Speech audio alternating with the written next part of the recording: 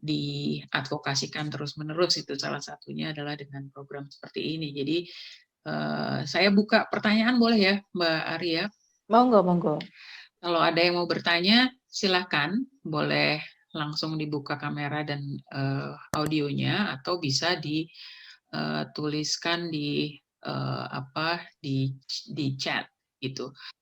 Sambil menunggu apakah ada yang mau bertanya gitu ya. Ini ada kuis nih gitu. Dari yang hadir di sini ada hadiahnya ya, kuisnya gitu, top up GoPay gitu.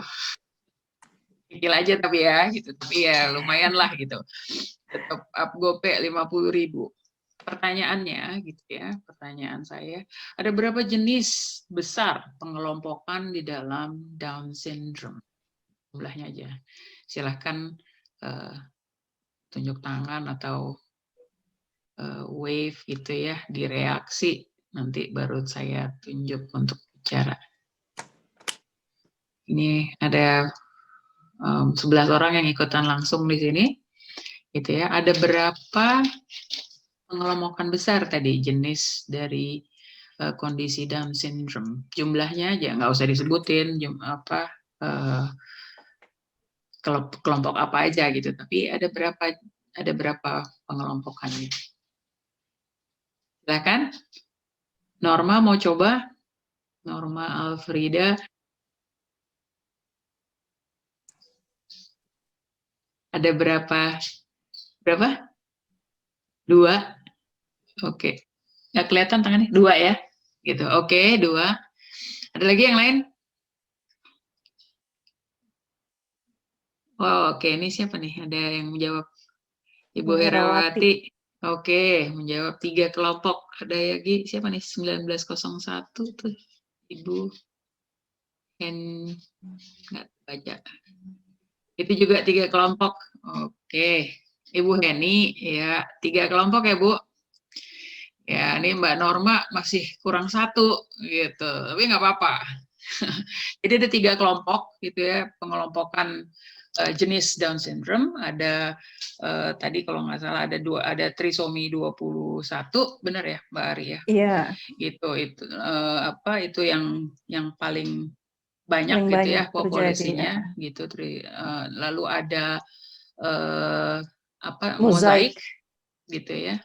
Lalu yang satu lagi apa Mbak Ri? Yang satu lagi translokasi gitu. Jadi ada 3 itu sebenarnya pengelompokannya berdasarkan jenis replikasi kromosomnya seperti apa kan gitu ya gitu. Ya, proses replikasinya kapan dan bagaimana? Baik. Dan Down syndrome sendiri bukan penyakit menular dan bukan penyakit ya, itu kondisi gitu. Kalau mereka bisa berkembang sama gitu seperti anak-anak normal lainnya untuk mencapai kesuksesan gitu, tentunya dengan keunikan-keunikan yang dimiliki. Baik, jadi Tesi tadi tolong dicatat ya, ada Mbak Norma, nggak apa-apalah salah sedikit gitu, tapi tetap bisa dapat GoPay. Terima kasih atas partisipasinya. Lalu ada Bu Heni dan Ibu siapa tadi? Herawati. Oke. Oh, ada Bu Sandra juga gitu. Baik. Ada 4. Baik. Kembali ini apakah ada pertanyaan? Gitu saya belum lihat. Ini ada yang dari podcast ini. Ibu Rahmiati Utami. Iya, ini beliau share gitu bahwa anaknya terdeteksi DS dari ketika hamil via USG, kami langsung ke dokter spesialis. SPOG itu apa tuh? Oke. Feto maternal pada saat itu. Oke. Ini tambahan info ya. Jadi mungkin memang yang perlu juga ditebar awareness-nya adalah gitu ya. Nggak ada orang yang berharap gitu ya. Ini kan tiba-tiba dapat hadiah gitu. Jadi mungkin yang perlu ditebar awareness-nya juga adalah bagaimana gitu ya ketika kita kalau Mbak Ari ini kan melahirkannya di rumah gitu ya dengan sistem yang nggak umum juga gitu ya, belum umum lah, belum banyak yang. Tapi bagaimana gitu caranya supaya orang tua ini bisa mencari tahu. Ya salah satunya itu tadi ya, ketika biasanya kan bidan segala macam juga udah tahu kalau ada kondisi-kondisi khusus di dalamnya. Jadi orang tua jangan segan Anda untuk mencari tahu. Jadi jangan ya sudah memang enak seperti ini ya sudah gitu. Tetapi harus mengadvokasikan gitu hak anaknya untuk cari tahu kondisi anak saya seperti apa. Nah, untuk pengecekan di Indonesia ternyata sudah cukup baik gitu ya, dan kondisi ini memang sudah cukup lama kan. Jadi apa supportnya sudah jauh lebih baik dan sudah ada tadi seperti yang Mbak Ari bilang bisa ke rumah sakit, nanti dari rumah sakit lokal ada level-levelnya ya, dari rumah Ya, ada sakit level rumah rujukan sakitnya. itu bisa. Dan mungkin kalau tidak hanya dari rumah sakit, mungkin bisa juga ke menanyakan seperti Potats, apakah punya kayak information center gitu buat Bisa, orang? ada. Oke, ada ya. Mungkin Ada. nanti bisa di-share ya, Mbak ya, di ke saya nanti di-share aja. Jadi nanti bisa saya tambahin nanti di dalam Oke, nanti saya recording share videonya. nomor kontak admin Potats langsung. Kebetulan sudah Baik. saya kasih tahu sih sama beliau Ya. soal acara ini kemarin. Ya, nanti mungkin disertakan. Jadi mungkin bisa nanya juga gitu ya, kalau kira-kira feelingnya nih jadi orang tua gitu ya, pas ini kok kayak Mbak Ari kan feelingnya saya nih kayaknya ini DS karena udah pernah baca sebelumnya. Jadi mungkin Betul. mencari itu ya, mencari rujukan itu, karena pengalaman saya juga di Indonesia kalau kita nggak tahu gitu jadi lama gitu perjalanannya, kadang-kadang Iya, lama tergantung dan kepada terlambat. ya dan Lama kepada dan terlambat. siapa. Saya sendiri juga merasa terlambat, Mbak Rasi, waktu itu karena kondisi fisik saya yang lemah waktu itu. Jadi saya baru bisa screening usia 9 bulan, hampir 10 bulan nyebrang. Dan itu menurut saya sudah terlambat sekali karena ternyata jantungnya bocor.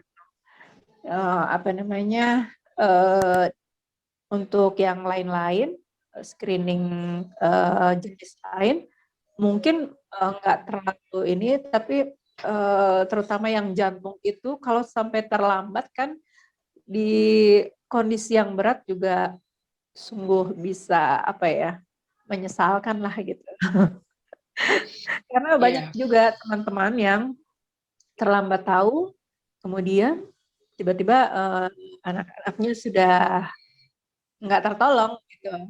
Padahal kalau kita misalnya bisa cepat screening jantung, misalnya kalau harus dioperasi pun kan bisa lumayan kualitas hidupnya bisa lebih tinggi lagi gitu. Baik.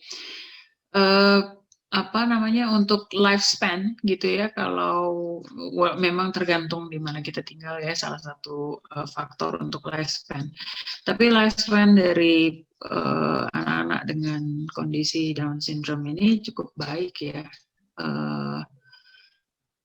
Kalau di Indonesia lifespan-nya gitu sampai dewasa juga, saya sih ngelihatnya. Saya ingin tambahkan Iya, sampai dewasa. sampai dewasa. Di Saya sini lihat seperti bisa itu.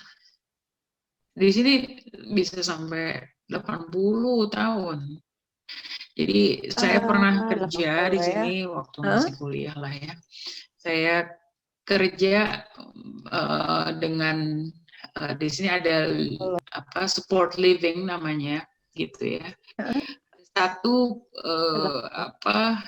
clients-nya is very sweet gitu ya. Itu waktu saya sekarang sudah berpulang gitu, tetapi waktu saya di sana itu dia umurnya udah mau 70 gitu. Kalau di Deh, udah nggak ada Indonesia waktu yang umur 8. saya lihat paling tua itu DS usia 60-an, sekitar 60-an waktu itu. Saya juga tahunya dari keluarganya aja bahwa dia DS. Terus setelah usia 40 itu yang sekitar 45 ya, seumur saya lah gitu. Ada adik dari rekan kuliah, usianya 45 tahun, Nah, dari situ saya melihat ternyata anak DS bisa panjang-panjang juga usianya gitu. Kalau kualitas hidupnya bisa kita jamin lah gitu, kita kasih support, kita sering fisioterapi dari sejak awal hidupnya. Kemudian kalau ada kendala-kendala fisik bisa kita kita perbaiki. Karena banyak sekali juga penyakit-penyakit bawaan yang mungkin diderita juga sama anak DS. Dan menjadi permasalahan ya, karena ada permasalahan kromosomnya tadi. Jadi sebenarnya kalau penyakit bawaan kan itu bisa juga genetik gitu juga ya. Jadi addition gitu. Tapi Ya, cuma kalau saya trisomi 21 ini termasuk mutasi spontan. Jadi tidak bisa dibilang keturunan gitu. Karena banyak sekali stigma dari rekan-rekan kita yang mungkin nggak ngerti bagaimana pengelompokan Down syndrome. Jadi mereka asal aja bilang, oh itu karena ibunya yang jorok, itu ibunya yang apa gitu. Saya sering menghadapi seperti itu stigma. Ya, banyak sekali, betul. Banyak sekali misconception ya. Kita di sini bilang bahwa kalau older parents gitu ya, itu dia dapat Brown syndrome-nya karena orang tuanya kehamilannya dengan usia yang sudah berumur. It's not true gitu. Jadi bukan karena itu gitu ya. Banyak sekali juga ibu-ibu orang tua ADS yang sebenarnya masih usia 20-an, 30 awal gitu. Jadi itu tidak bisa Karena menjadi memang patokan. Kalaupun gitu ya ada preventif untuk melakukan itu secara kesehatan, misalnya sebelum menikah dicek itu juga tidak menjamin, karena memang keilmuan kita untuk mengantisipasi itu masih sangat kecil gitu. Walaupun kita sudah memiliki breakthrough dalam mengetahui kromosom yang mana, which is the 21 gitu ya, kita bisa meminimalisir, tetapi itu tidak menjamin gitu ada atau tidaknya gitu perpindahan atau mutasi kromosom sebagai tersebut. orang tua ADS sih paling menerimanya sebagai kita dapat undian gitu. Undian hadiah gitu. Karena mutasi yang spontan ini. Betul. Lalu ini saya akan jawab beberapa misconceptions yang ada di lapangannya. Misconception yang paling sering itu bahwa dengan kemampuan kognitif yang IQ yang relatif unik gitu ya, biasanya berada di dalam normal rendah gitu ya, atau borderline gitu ya, itu nggak bisa sekolah, nggak bisa belajar gitu. Ini saya harus luruskan gitu ya. Mereka bisa, tetapi memang memerlukan waktu lebih lama dibanding teman-teman yang berada di dalam kurva normal. Jadi kita yang seringkali gitu ya, anak-anak ini menjadi tidak sukses dalam hidupnya karena kita sudah membatasi sejak dini gitu. Masyarakat yang membatasi dengan penolakan-penolakan ke sekolah, misalnya masuk TK aja ditolak gitu. Nah itu penolakan-penolakan yang kita lakukan itu sebenarnya kita membatasi chances anak-anak ini untuk sukses ke depannya. Jadi mereka sebenarnya bisa dengan metode yang berbeda ya. Di Amerika ada dan ini terkenal, jadi mungkin nanti bisa check-in gitu ya, nontonlah gitu kalau memang Anda ingin tahu lebih jauh tentang Down syndrome. Itu ada program inklusi di sekolah di sini tahun 80-an, itu ada dua gitu ya untuk research documentary ini. Yang satu Educating Peter gitu, yang satu namanya Peter, yang perempuan namanya Heather. Nah dua-duanya ini merupakan project gitu ya, inklusi di Amerika yang akhirnya forcing juga masyarakat untuk bisa menerima kondisi Down syndrome dan kondisi-kondisi lainnya dengan baik di sekolah gitu. Peter sendiri akhirnya graduate gitu ya, dia graduate dari high school, terus dia masuk vocational college gitu. Dan sekarang dia tinggal sendiri, nggak jauh dari rumah ibunya, walaupun masih dengan support, dan dia bisa bekerja di lokal. Nah, tadi seperti yang kita lihat awal gitu ya, banyak sekali keberhasilan dari anak-anak ini. Itu ada yang buka Betul. bakery, ada di I think I was like ada yang malah jadi jadi senator gitu, tapi tidak di sini, Wow. itu di Oke. Eropa gitu. Jadi mungkin nanti saya bisa share gitu ya ke Mbak Ari, jadi mungkin bisa di-share ke orang tua lainnya beberapa inspirational ya, sukses dari anak-anak Down syndrome di beragam negara. Dan di Iya. Indonesia sendiri saya juga tahu ada beberapa yang sukses gitu ya.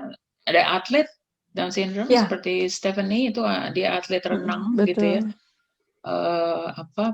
Lalu ada Morgan gitu yang Yap. juga chef juga gitu ya, dan dia giat mengadvokasikan dan lain-lain gitu. Ya, Jadi dan di Potat sendiri juga kita bikin apa ya namanya semacam kegiatan yang berkesinambungan juga untuk para orang tua ADS sesuai regionalnya, sesuai regional atau sesuai usia ADS-nya.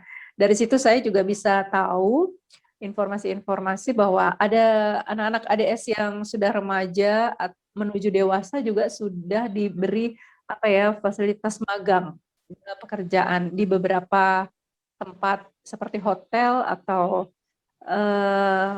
saya juga nggak tahu persisnya, tapi ada beberapa ADS yang sudah menjalani magang tersebut. Ini membutuhkan kita semua ya, gitu. Ini buat teman-teman semua yang ada di sini, itu dibutuhkan seluruh masyarakat untuk bisa membantu gerakan-gerakan yang sudah dilakukan oleh para orang tua ini, gitu, agar anak-anak ini mendapatkan kesetaraan di dalam penerimaan dan di dalam layanan di masyarakat, gitu. Bicara tentang misconceptions gitu ya, karena memang banyak orang gitu ya menganggap anak-anak ini selalu happy gitu, nggak bisa paham, nggak marah atau apa. Ini yang misconception cukup besar di Indonesia ya. Itu yang harus diketahui adalah anak-anak ini bukannya nggak bisa marah gitu. Mereka itu memang anak-anak yang kalau saya bilangnya mungkin lugu gitu, sehingga menjadi sasaran untuk bawaan kromosom. Bawaan kromosomnya, dan karena kondisi kognitifnya, jadi dia nggak punya pikiran buruk ke orang, gitu loh. Jadi ini menjadi sangat rentan di Indonesia kalau nggak masyarakat gitu ya membantu mengayomi anak-anak ini, karena anak ini menjadi sangat rentan untuk dimanfaatin gitu ya. Ya, that's why disebut laughing Down syndrome, karena memang ekspresi mukanya dan juga reaksi ke orang-orang sekitarnya memang laughing gitu, we love. Gitu. Nah, kita jangan lupa bahwa itu adalah sebenarnya individu yang utuh. Mereka juga bisa sakit hati, mereka juga bisa marah, ya, betul. mereka juga bisa Mereka punya tersinggung, emosi. Gitu. Jadi ya perlakuannya sama. Kalau menurut Mbak Ari gitu ya, gimana sih baiknya kalau di dalam setting umum gitu ya, di dalam lingkungan luar, terus ada misalnya saya nggak biasa gitu melihat anak Down syndrome, terus sarannya Mbak Ari gitu, kalau sebenarnya pengen nolong gitu, misalnya Mbak Ari lagi belanja gitu, ini sama Bram gitu kan, terus belanjaannya, terus saya ngelihat bahwa saya pengen nolong, tapi saya kan nggak biasa dengan anak Down syndrome. Sebaiknya apa yang dilakukan orang umum gitu ya, ketika melihat atau melihat situasi seperti misalnya kalau Mbak Ari perlu pertolongan, sebaiknya orang umum seperti apa gitu? Kalau menurut saya sih lihat aja dulu situasinya. Kalau memang benar-benar perlu pertolongan, ditolong. Kalau enggak, ya diamati aja, cukup diamati aja gitu. Itu kalau apa namanya ada pendampingnya. Kalau nggak ada pendampingnya, baru kita coba bagaimana. Kalau nggak ada pendampingnya, biasanya kan berarti sudah dipercaya untuk bisa keluar rumah. Tapi rata-rata anak DS itu sampai usia dewasa pun perlu pendamping. Iya, Rata-rata. Saya tapi rata-rata. kurang tahu juga yang yang sudah bisa mandiri full begitu. Saya belum pernah ketemu gitu. Tapi so far saya lihat bahkan teman adik saya yang sudah 45 tahun usianya juga harus didampingi gitu. Betul, betul. Di sini pun demikian, tetapi memang sudah mungkin di Indonesia sudah mulai ada 1-2 ya, belum banyak gitu. Di mana servicesnya itu memberikan dampingan, tetapi juga memberikan kemandirian pada anak orang-orang dengan kebutuhan khusus yang sudah memasuki usia dewasa. Di sini ada group home gitu, di mana mereka tinggal mandiri gitu ya di satu rumah gitu ya, misalnya ada 4 atau 6 orang dewasa dengan berkebutuhan khusus dengan range yang memang sudah ada settingnya gitu jenisnya, lalu didampingi oleh staf 24 jam. Nah kalau di sini itu dibayarnya sama asuransi gitu. Di sini belum ada di Indonesia. Ya, mungkin itu ya yang perlu kita dorong supaya ada services seperti itu, karena saya pernah di Medan tapi nggak tahu apakah masih ada atau enggak ya. Jadi ini memang tadinya bentuknya adalah sekolah luar biasa, tapi akhirnya dibuatkan juga asrama gitu ya dekat di situ, dan memastikan mereka ini bisa mandiri gitu, relatif mandiri dan produktif. Jadi mereka kebun gitu ya, terus ada peternakan ikan di dalamnya gitu. Tapi memang belum masih sangat kecil-kecil gitu ya. Dan yang sudah ada cukup itu mungkin yang autistik gitu. Nah ini mungkin mesti ada beda kan kondisi. Iya beda. Ketika mereka besar gitu ya, servicesnya sebenarnya bisa dilakukan secara bersamaan. Karena di sini biasanya tidak spesifik gitu, nggak hanya untuk yang dengan Down syndrome aja atau nggak hanya yang untuk dengan autism aja, tetapi ketika mereka dewasa gitu ya, mereka diperlakukan sama sesuai dengan kebutuhannya masing-masing, sesuai dengan kondisinya masing-masing, dan diberikan layanan yang seperti saya bilang tadi. Jadi ada staff 24 jam datang ke situ. Jadi saya waktu itu volunteer waktu masih sekolah, karena saya dapat beasiswa nggak boleh kerja, tapi saya volunteer untuk ikut jadi staff gitu untuk ngedampingin mereka. Jadi ya mereka masak, mereka hidup layaknya orang biasa gitu. Tapi kan karena memang perlu dampingan, sebenarnya lebih kepada untuk bahaya gitu, karena kadang-kadang mengawasi bahayanya. Jadi kayak kalau masak segala macam gitu ya kita bantu ngawasin aja. And many time gitu mereka bisa lakukan itu sendiri semua. Jadi tapi ya itu hanya bisa kita lakukan itu kalau masyarakatnya menerima gitu. Ya. Jadi mungkin peran pemerintah sangat kita harapkan untuk mulai bisa menyediakan tempat untuk berkegiatan rekan-rekan Down syndrome, kemudian mungkin pelatihan berkesinambungan juga Mbak Rasti. Dukungannya sangat diharapkan juga itu untuk pelatihan berkesinambungan. Terus juga lapangan pekerjaan buat DS mungkin bisa mulai diprogramkan untuk dibuka. Terus membekali ini juga nih Mbak Rasti yang penting, sekolah-sekolah inklusi.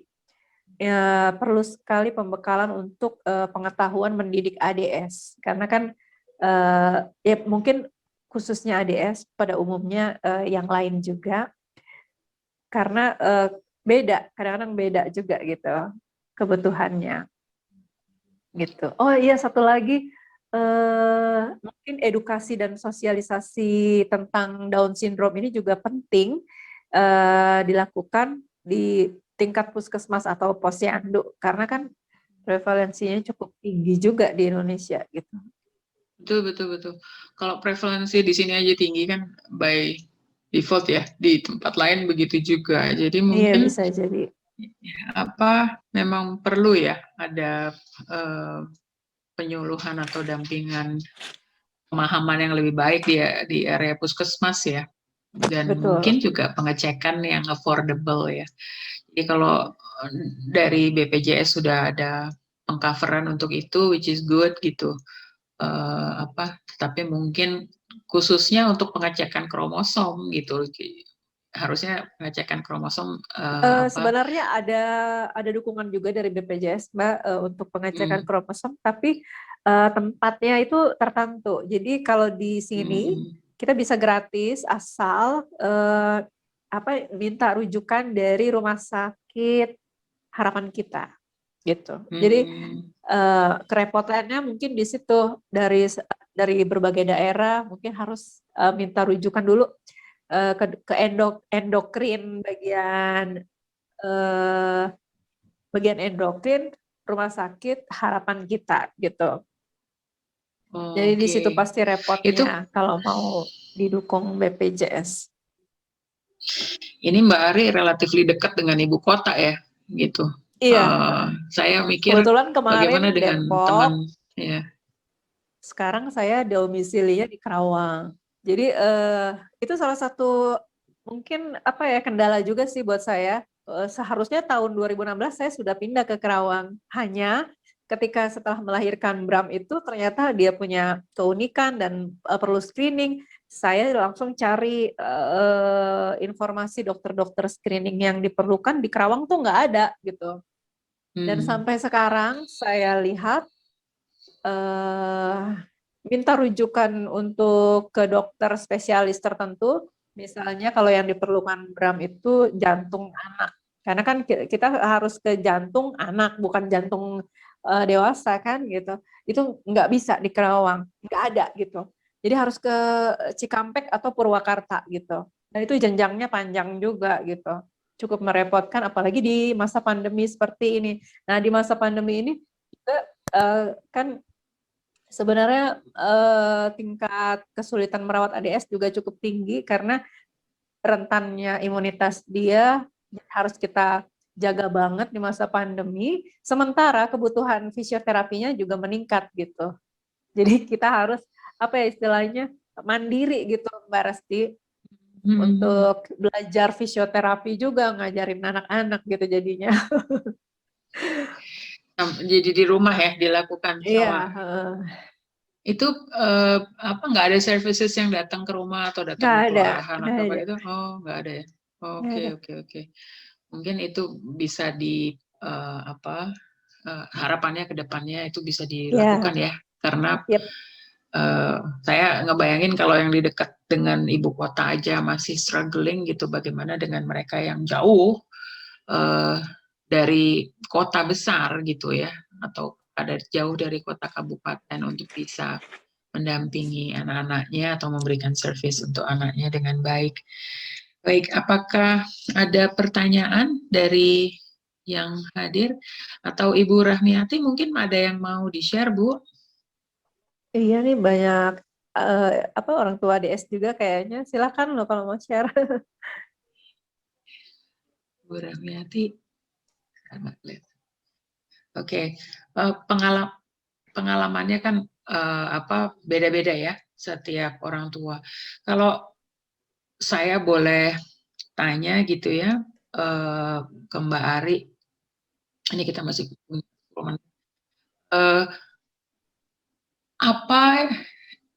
hal apa gitu ya yang kita orang umum gitu, orang awam bisa lakukan very minimum gitu ya untuk membantu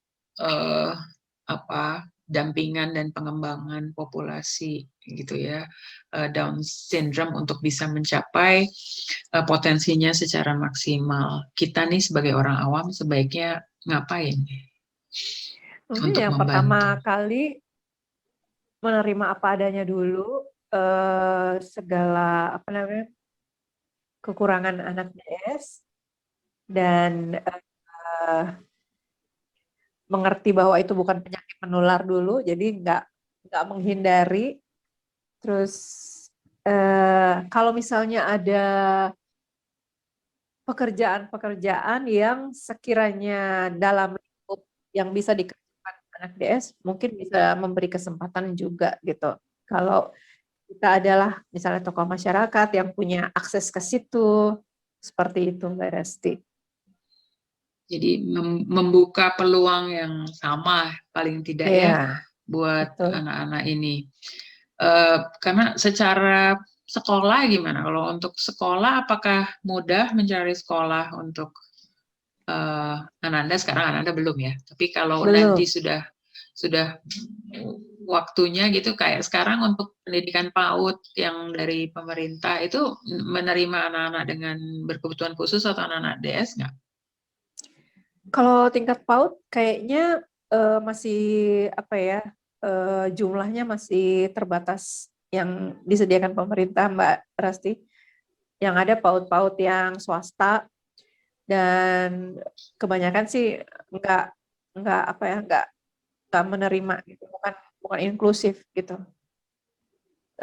Saya belum tahu kalau yang punya pemerintah itu PAUD-nya inklusif atau tidak, tapi kalau SLB cukup banyak sudah ada di sekitar.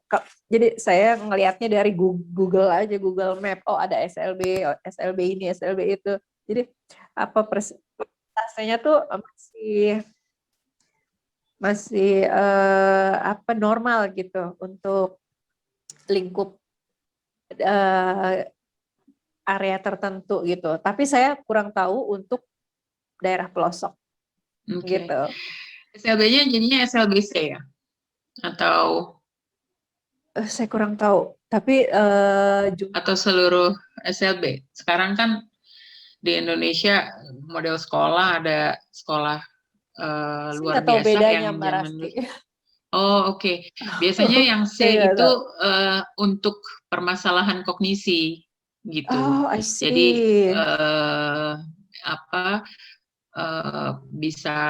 bisa dari Down syndrome, bisa dari kondisi lainnya yang memang memiliki kognisi gitu.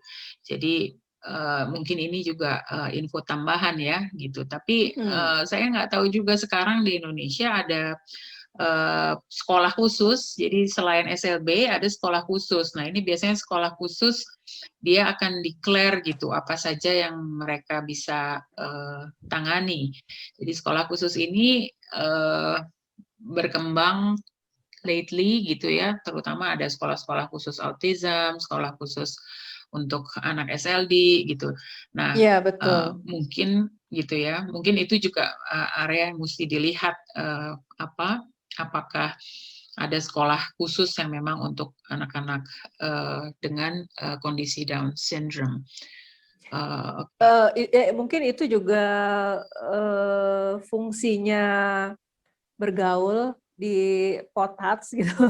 Karena dari Potats kan banyak sekali informasi-informasi sekolah-sekolah apa aja yang bisa dimasukin sama Ananda kita. Kemudian dari beberapa member Potats itu sendiri yang merupakan pionirnya, itu juga ada yang membuka sekolah khusus untuk anak-anak DS juga.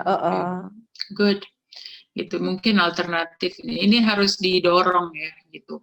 Sekolah-sekolah harus didorong untuk mulai terbuka menjadi sekolah bisa melayani seluruh gitu ya jenis kekhususan yang ada, ya nggak apa-apa buka aja yang khusus gitu. Jadi harus declare batasan-batasan yang mereka bisa lakukan layanan kalau menurut saya ya. Tapi memang pemerintah sendiri kalau saya melihat dari artikel atau perkembangan yang ada itu memang seluruh sekolah seperti di Amerika itu udah menjadi sekolah nggak ada sekolah yang nggak inklusi. Jadi pretty much kalau bilang sekolah ya orang otomatis udah mikir ya pasti akan inklusi gitu. Dan harapannya Indonesia Tapi nanti demikian di sehingga Amerika bagaimana Mbak? Apakah sekolah inklusi yang disediakan oleh pemerintah itu juga apa ya istilahnya ramah kepada anak berkebutuhan khusus? Karena kalau saya ya, lihat di Indonesia semua sekolah negeri harus inklusif memang, tapi pada faktanya ada yang menolak, ada yang menerima tapi nggak maksimal gitu. Maksudnya tidak disediakan apa fasilitas-fasilitas untuk misalnya kita harus nyediain shadow teacher sendiri gitu loh Mbak Rasti. Jadi ya kita sendiri yang repot gitu. Gimana kalau di di Amerika sini tuh karena gimana? memang satu di sini sekolah nggak boleh nolak sama lah ya, sekolah negeri nggak boleh nolak gitu, apapun anak yang datang ke situ nggak boleh nolak. Tapi mengenai layanan gitu ya, ini sekolah di sini sangat serius dan dalam menanganinya karena berdasarkan history yang ada ya, perkembangannya sampai kepada titik ini kan tidak mudah juga gitu. Di tahun 80-an itu banyak sekali kasus gitu ya yang dibawa. Jadi bawa orang tua membawa kasus ke pengadilan. Jadi yang disu adalah sekolahnya gitu. Karena secara perundangan kan harus melakukan layanan. Nah, ketika sekolahnya tidak melakukan layanan dengan baik, maka orang tua bawa mereka ke pengadilan. Nah, ketika di pengadilan berproses dan terbukti bahwa memang sekolahnya tidak melakukan itu, maka sekolahnya yang kena punish gitu. Entah fundingnya, apanya, dan sampai dengan ke ranah hukum.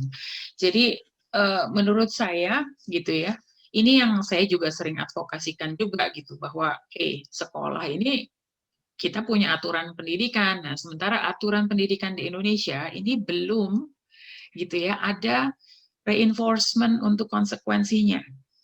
Ya. Jadi kita punya aturan luar biasa, perundangan kita tuh luar biasa gitu. Malah untuk area inklusi kita one of the pioneer gitu di Southeast Asia. Kita bisa berani bilang punya aturan pendidikan inklusi. Tapi pada kenyataannya di lapangan ketika ada pelanggaran-pelanggaran terhadap aturan tersebut, kita belum ada sanksi-sanksi konsekuensi dan penerapannya secara hukum. Jadi Betul. itu yang harus juga mungkin ya gitu diadvokasikan.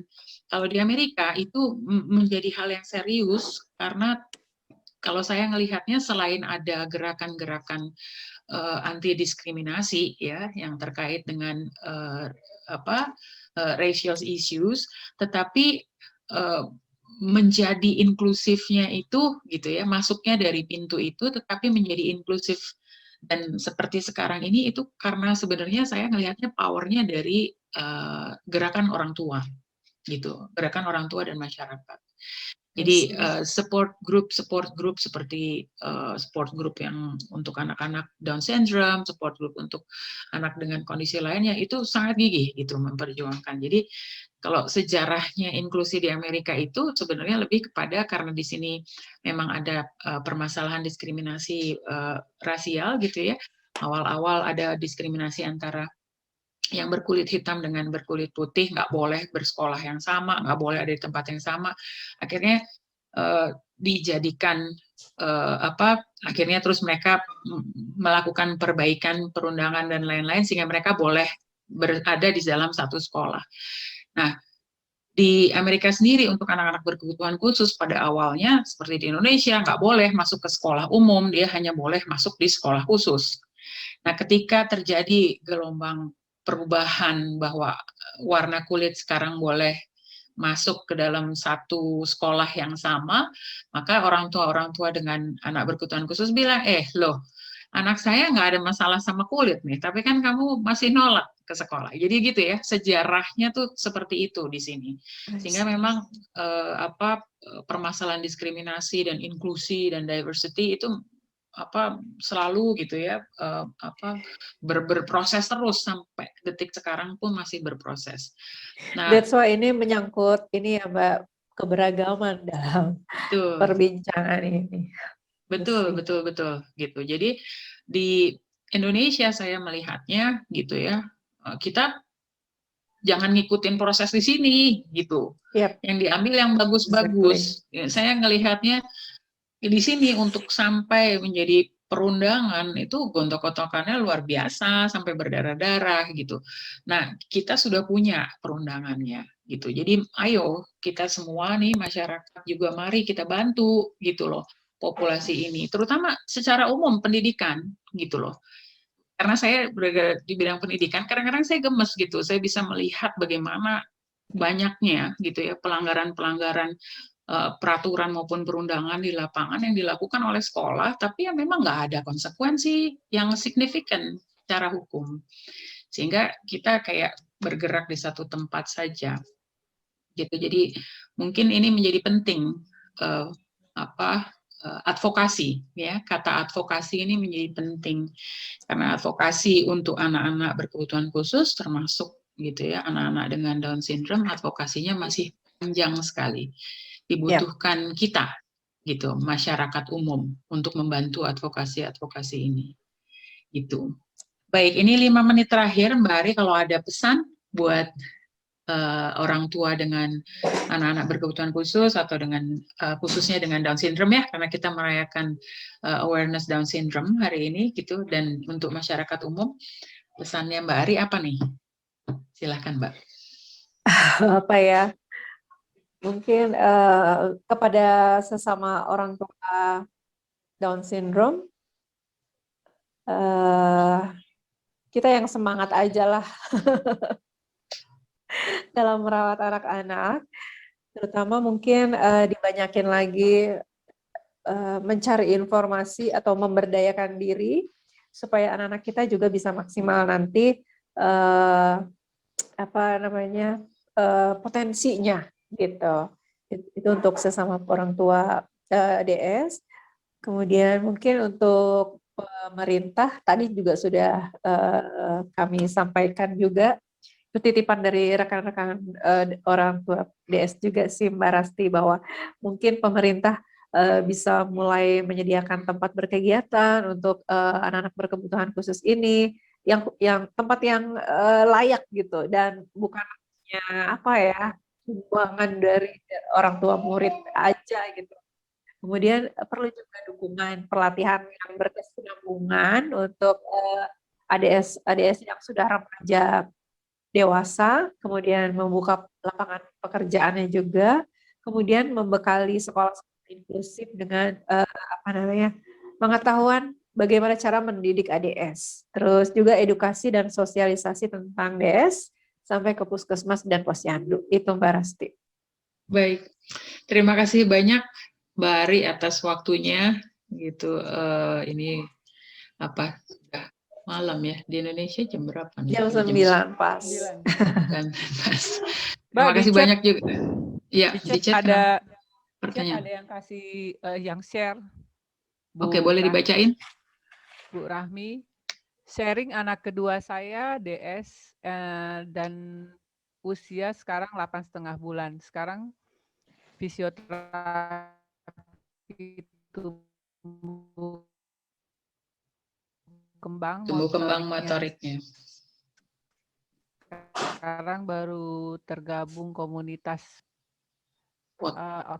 gigi serta support anak tersebut dan banyak cari informasi tentang DS tersebut. Semangat buat ortu yang memiliki anak DS dan anak berkebutuhan khusus lainnya. Bagus Mbak Rahmi. Udah dari awal udah tahu dan supportnya ada ya. Betul. Ini buat orang tua, ini buat seluruh orang tua ya. Ini tadi yang Mbak Ari sampaikan, semangat gitu. Karena memang prosesnya sebenarnya sama dengan anak-anak yang quote-unquote normal ya, gitu. Nggak bisa udah selesai nih masalahnya, udah nggak ada masalah lagi gitu. Jadi santai aja, tapi jangan juga lupa untuk enjoy gitu ya proses Anda mendampingi Ananda gitu, dan punya program jauh ke depan gitu. Saya suka sedih kadang-kadang karena orang tua tidak memiliki cita-cita gitu untuk anaknya karena kondisi anaknya mungkin sangat berat. Tapi yang harus Anda ingat adalah gitu, setiap anak memiliki jalan sendiri, mereka punya kekuatan, kemampuan sendiri, dan juga Tuhan kasih jalan untuk anak itu. Jadi tetap harus punya cita-cita gitu, tetap harus punya target gitu. Jadi anak-anak ini bisa kita bantu secara maksimal sehingga mereka menjadi dewasa yang produktif. Dan new message satu lagi. Oke, terima kasih sharingnya Bu Ari. Ya, ini luar biasa. Saya juga sangat tercerahkan gitu. Mudah-mudahan. Maaf kalau ada kekurangan. Oh iya, sama-sama. Mudah-mudahan kedepannya menjadi lebih mudah dan lebih baik support yang ada di lapangan untuk Bram dan untuk anak-anak dengan Down syndrome lainnya. Amin. Gitu. Mari kita berfokus ke hal yang positif. Saya lebih suka untuk mengangkat kekuatan-kekuatan yang ada di dalam Down syndrome, gitu ya, yang bisa menjadi bagian positif di masyarakat kita. Hari ini sekian dulu untuk acara seri Sinau Bareng Si Genduk dengan fokus pembahasan Down syndrome. Mudah-mudahan ini bisa bermanfaat, membawa manfaat buat banyak orang dan menjadi lebih baik lagi penerimaan masyarakat terhadap kondisi Down syndrome. Demikian dari saya. Kenapa, Tes? Foto dulu belum? Oh, boleh. Mari kita buka kameranya.